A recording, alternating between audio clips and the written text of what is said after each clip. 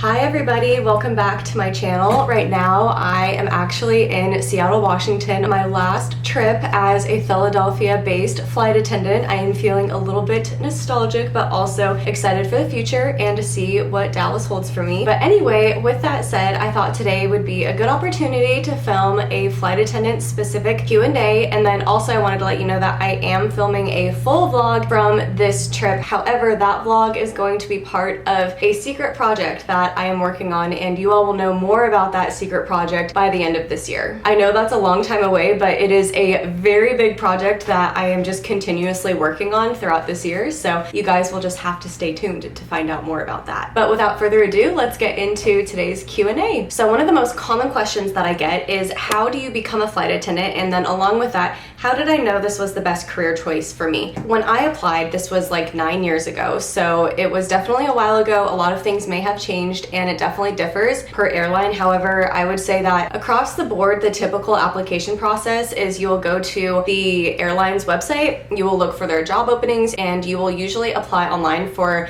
like a flight attendant trainee position. That's usually what it is called, or something along those lines. You'll do the online application, and then usually you will have a video interview. Sometimes this is one-on-one, sometimes this is with a group. It really just depends. And then after that, you oftentimes will be invited to an in-person interview, and this is usually a group in-person interview. And then from there, if you are given a conditional job offer from that in-person interview, you will then go to training. So it is kind of a very lengthy process to become a flight attendant, but obviously you guys know I love my job and I definitely think it's worth it. And then for me personally, I knew it was the right career choice for me because after I graduated from college and I was doing my internship, I worked as a copywriter, and it was only like 20 to 25 hours. I just was getting so stir crazy sitting in an office, and I just was like, this is not for me. I need to be up on my feet. I want to be out and about. And I also just really wanted to help people and travel the world. Becoming a flight attendant, it just kind of fulfilled all of those personal needs that I felt like I had. How long of a break do you get on overseas trips? So this one really depends on flight length. As crew members during these overseas like international flights, we do get a crew rest, and it's usually anywhere between like an hour and a half to 4 hours long, just depending on how long the actual flight is. And then as for the layover, typically it's 24 hours. For example, I recently did Athens out of Philadelphia, and that layover was a little over 24 hours. However, I have done Narita, Japan out of DFW, and that flight was long. It was like 13 and a half hours long. I think our like crew rest break on that flight was like maybe 2 to 3 hours, but then our overnight rest break like in the hotel was only 19 hours. So that layover was shorter, whereas I've also had trips like I did the flight to Peru out of DFW, and we did not get a crew rest on that flight because it was only I think like 4 or 5 hours long. But my overnight layover there, where I got to like stay in the hotel and explore the city, was 40 hours long. So honestly, it just really depends. Like there's no solid answer. How do I manage to focus on my fitness while I am so busy traveling and staying in hotels? As many of you know, I talk about it a lot on my channel because it was a huge part of my life. I was a gymnast growing up, and I did compete in college as well. So for me, staying active is very important, not only for my physical health, but for my mental health as well. When I first became a flight attendant and retired from gymnastics, I really struggled with knowing what the heck to do in a regular gym, because as a gymnast, I always had my coach, I had my routines, and I was always told exactly what to do. I won't lie to you guys, even 8 years later, I still really struggle with that, which is why I'm really excited because I found an app called Ladder. I am starting my new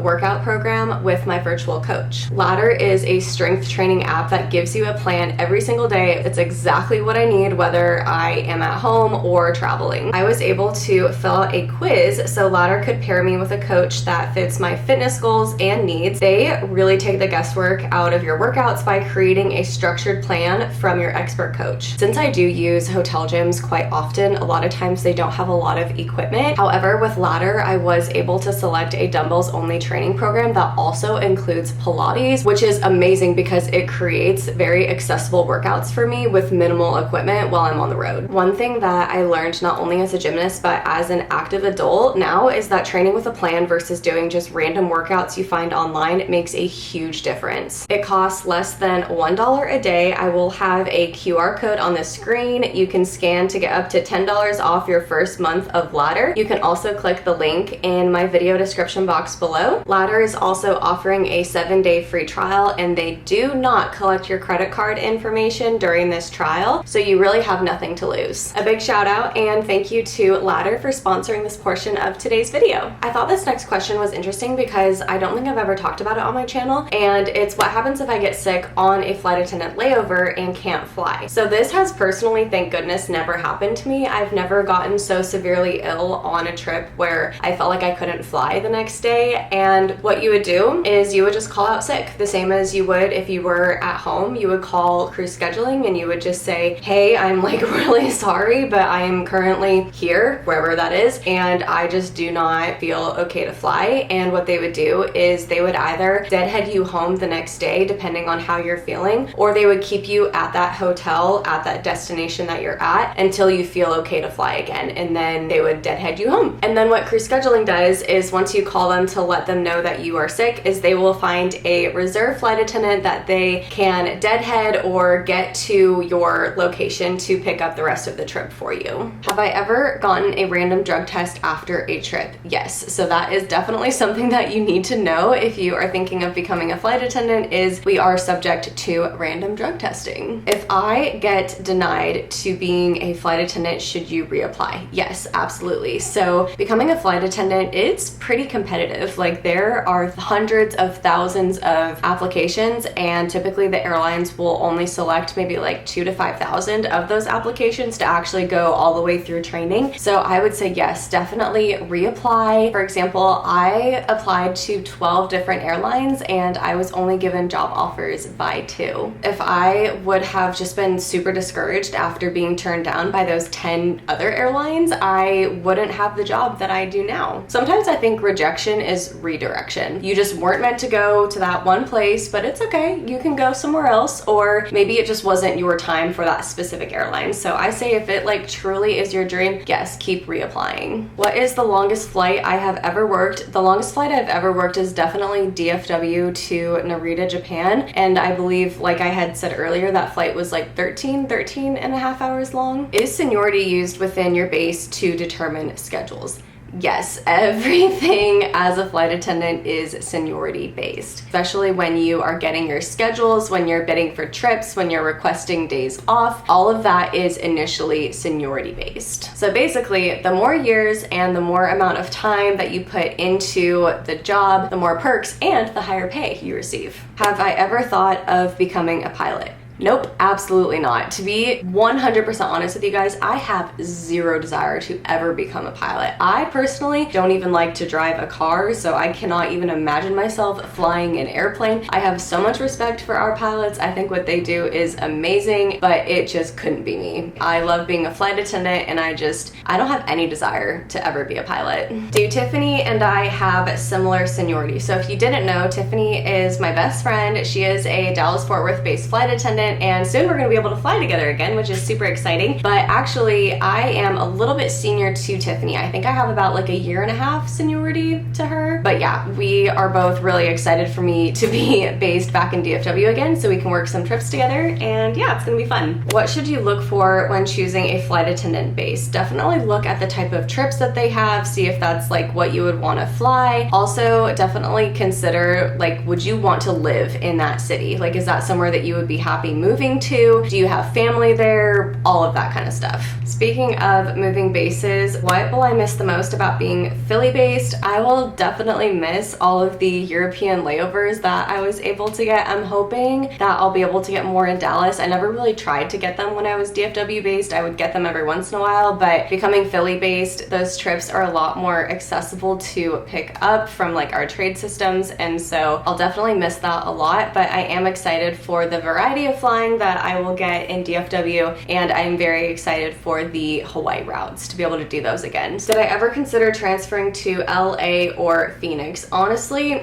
I thought about it, but the type of flying that they have at those bases I don't really like. So Phoenix Reserve is super senior and it's crazy. Like, I heard Reserve is so crazy busy in Phoenix that I was like, I don't think that's for me. And then out of Los Angeles, there are just a lot of red eyes, and that's also a senior base. So I don't even even know with my seniority if I would be able to get into that base. Another thing I wanted to say too is, as you all know, I did put my transfer in to DFW because it will be a much easier commute for me from Denver. However, never say never. I have loved the flying out of Philadelphia. I have loved being based there as a flight attendant. So honestly, if I get to DFW, I just want to keep a really open mind and always know that like if I'm in DFW and that if I'm just not loving the trips there, if I'm just not loving the base as much, if I'm just truly unhappy, like the option to transfer back to Philadelphia is always there. So never say never. Who knows? Maybe I'll be back. What's the current job market like for flight attendants, and how often do airlines take in new applications? So first, I will say that airlines typically open their applications a few times a year. So that's definitely something that you have to frequently check up on. Like you have to go on their websites and wait and see when they're going to open up. I wasn't 100% sure about this answer, so I actually asked ChatGPT, how is the current job market for flight attendants? And it says that the current job market for flight attendants in the United States is experiencing growth, but it remains highly competitive. Employment for flight attendants is projected to grow by 10% from 2023 to 2033, which is faster than the average for all occupations. This growth is driven by an increased demand for air travel and needs to replace retiring workers. Approximately 19,500 openings are expected annually over the decade. And it says that is from the Bureau of Labor Statistics.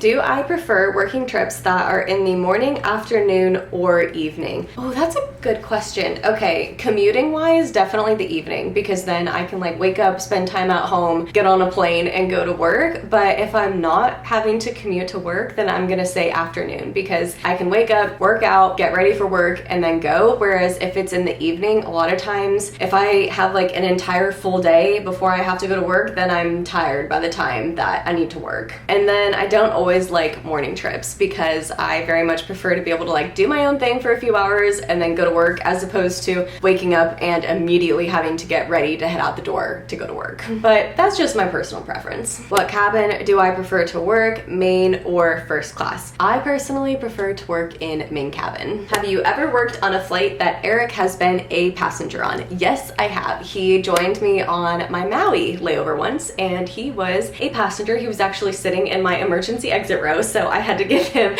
the exit seat briefing, which was kind of fun. But anyway, yeah, so he's been on one of the flights that I've worked before. Do I think I'll work as a flight attendant until retirement? Honestly, maybe yes, maybe no. I don't know. I don't really like putting the pressure on myself to think like 10, 15, 20 years in the future, like exactly what I want to be doing. I just want to live my life in the moment, have fun. I love what I'm doing right now, but if there were some sort of different opportunity that came my way that I felt like was an even better fit for me, then I wouldn't be scared to take it. If I ever found a day where I was just like, man, it has been months and I just don't love being a flight attendant anymore, I want to look for something else, I totally think that's okay. And I also think that it's really important to every few years like take a step back and reevaluate your career and say like, is this what I still want to be doing? And do I find this personally fulfilling? And is this still the right fit for me? So part of me is like, yeah, I totally want to fly until retirement. And then the other part of me is like, well, it's definitely something that I could see myself doing until retirement, but also I don't want to put that pressure on myself and say that like it is the only thing that I could do until retirement age, if that makes sense. Something that I have really had to focus on is not making my job status my identity. That is something that I had to work on as a gymnast too, and something my parents always like really gave me advice on and talked to me about was like, you are so much more than just your sport. Like I am so much more than just a gymnast, and like I am Julia, I am so much more than just a flight attendant. And I think it's just really important to not completely attach your entire identity to your job, because then when you retire one day, or if you lose your job, you are going to feel unfulfilled and unhappy. And for me, as much as I love being a flight attendant, at the end of the day, it is a job, but I am me, and I don't ever want to lose myself or like lose my identity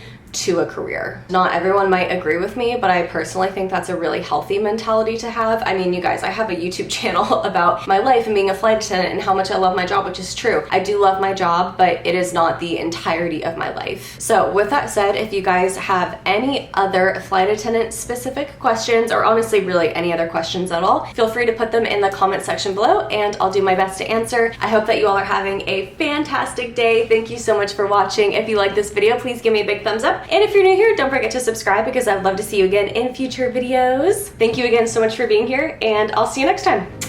Bye.